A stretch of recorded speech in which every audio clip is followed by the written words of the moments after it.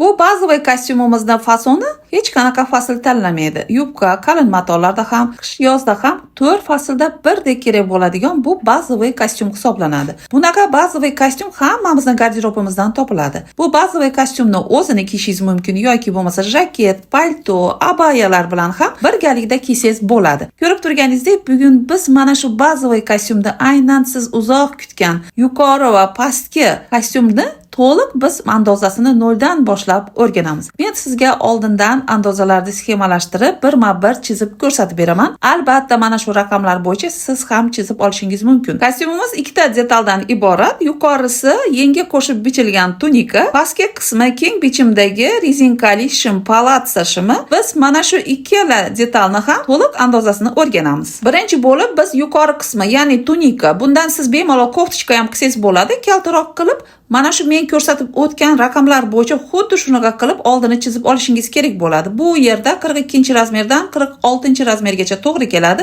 lekin har doimgidek siz yoniga qo'shib, kengaytirib, katta razmer qilib ham bichishingiz mumkin.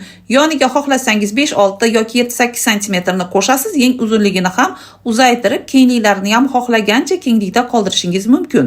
Va biz orqa tarafini ham mana shu men ko'rsatib o'tgan raqamlar bo'yicha bir xilda qilib chizasiz. Men har birini raqamma-raqam ko'rsatib o'tyapman. Xuddi shunaqa qilib chizib olasiz.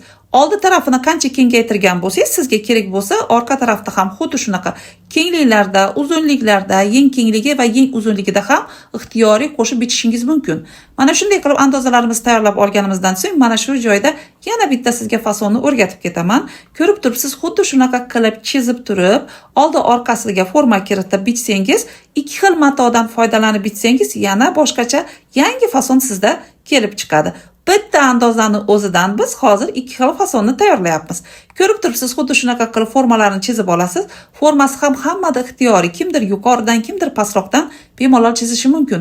Andozalarimizni xuddi shunaqa yelka choklarini bir-birlariga tutashtirib qo'yib olamiz va undan keyin qo'yganimizda butun holatda bichiladi. Ya'ni o'rta yelkada choksiz, yenglarimiz alohida detalda, ya'ni yengini boshqa matodan ham bitsangiz bo'ladi. Ko'rib turganingizdek, andozalarimizni biz tayyorlab oldik. Ko'rsatib o'tgan raqamlarim 42-razmerdan 46-razmergacha to'g'ri keladi. Lekin siz mana shu sxemani xohlagan razmerga kengaytirishingiz mumkin. Endi biz palatsa shim andozamizni ham tayyorlab olamiz. Bu shimimizni ham biodra kengligi 100-110 bo'lgan qizlarimizda, ayollarimizda to'g'ri keladi. Bu ko'rsatib o'tayotgan raqamlarim bo'yicha siz bir xilda qilib andozalarni chizib olishingiz kerak bo'ladi. Bu yerda ham mana ko'rib turibsiz, oldi andozasini chizib oldim. Xuddi shunaqa raqamlar bilan orqani ham chizib olasiz. Endi shimni ham kattaytirsa bo'ladimi degan tabiiy sizda savol tug'iladi. Albatta, shimni ham siz yuqorida kengaytirganingizdek pastda ham kengaytirishingiz mumkin. Bu yerda ham xuddi shunaqa mana shu chokidan o'tirish chizig'iga va o'tirish chizig'i tugallangan joydan chok haqini bemalol qo'shsak bo'ladi. Ya'ni 5-6 sm yuqori tarafga ham agar siz pastga 5-6 sm qo'shgan bo'lsangiz, shuni teng yarmini, ya'ni 2-3 sm ga yuqori gorizontal chizig'imizni ham ko'tarishingiz mumkin bo'ladi. Oldi orqani yuqorisini teng bir xilda qilib ko'tarib ketsangiz, shunda shimlaringiz katta razmerga tayyorlaganingizda ham to'g'ri keladi.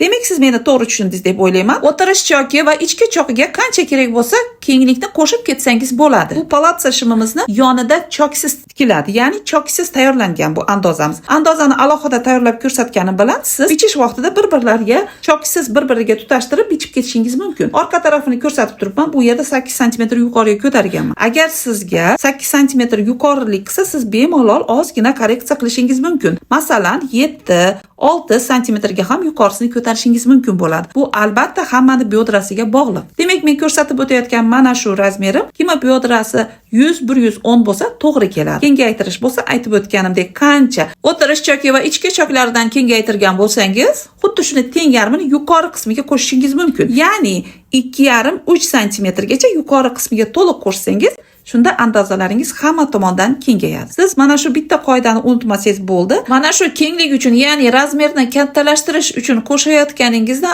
albatta men aytib o'tgan qoidaga amal qilsangiz, shimlaringiz chiroyli posadkada to'g'ri keladi. Demak, palatsa shimimizni yuqorisi rezinkaga tayyorlangan. Albatta, yuqori qismini rezinkali qilishingiz mumkin. Shimni pastki qismini bo'lsa, siz xohlasangiz kengaytirib mana shu bichimi qancha bo'lsa xuddi shunday yoki orasini mana ko'rsatib o'tayotganimdek, orasini yana ochib qo'shimcha qo'shib bitsangiz ham bo'ladi. Palat sashimingiz yana ham kengroq bo'ladi. Oldi orqani qo'yganingizda andozani yonidan qancha kerak bo'lsa, kengligini yana qo'shib bitsangiz, palat sashimlarimiz yana ham kengroq. Yuqori qismini bo'lsa rezinkaga tayyorlab bitishingiz mumkin. Agar siz katta razmerda bichayotgan bo'lsangiz, matoni teng vertikalni buklab bichganda agar sizga eni kichiklik qilsa, bemalol shimni yonida choklik qilib foydalansangiz ham bo'ladi. Andozalarimizni alohida qilib tayyorlab olganimiz kabi atrofga qancha kerak bo'lsa shuncha kenglikni qo'shib alohida yonini choklik qilsangiz bo'ladi. Agar matoni eniga to'g'ri kelsa, aslida choksiz holatda ham bemalol bitsangiz juda ham chiroyli, xuddi shunaqa bejirim shaklda bo'ladi. Demak, biz siz bilan bugun bazaviy kostyumni to'liq o'rganib chiqdik. Yuqori va pastki qismlarda tayyorlab o'tgan andozamizdan yana qo'shimcha qanday foydalansangiz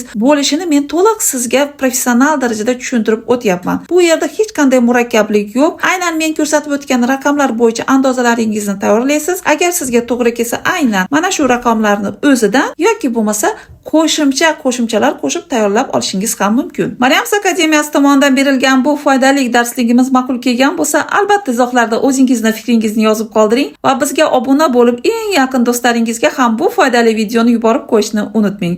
Maryams akademiyasining 7-mart kuni bo'lib o'tadigan jonlik efirini o'tkazib yubormang. 7-mart kuni siz efir vaqtida katta chegirmada onlayn kurslarimizga qo'shilib olish imkoniyatiga ega bo'lasiz. Muborak Ramazon oyi munosabati bilan biz katta chegirmalarni yo'lga qo'yganmiz. Bu imkoniyat faqat 7-mart kuni aynan efir vaqtida bo'lib o'tadi. Mutlaqo bepul Ramazon oyiga tayyorlagan hadya darsliklarimizga qo'shilib ulgurmagan bo'lsangiz, albatta plyus qoldiring.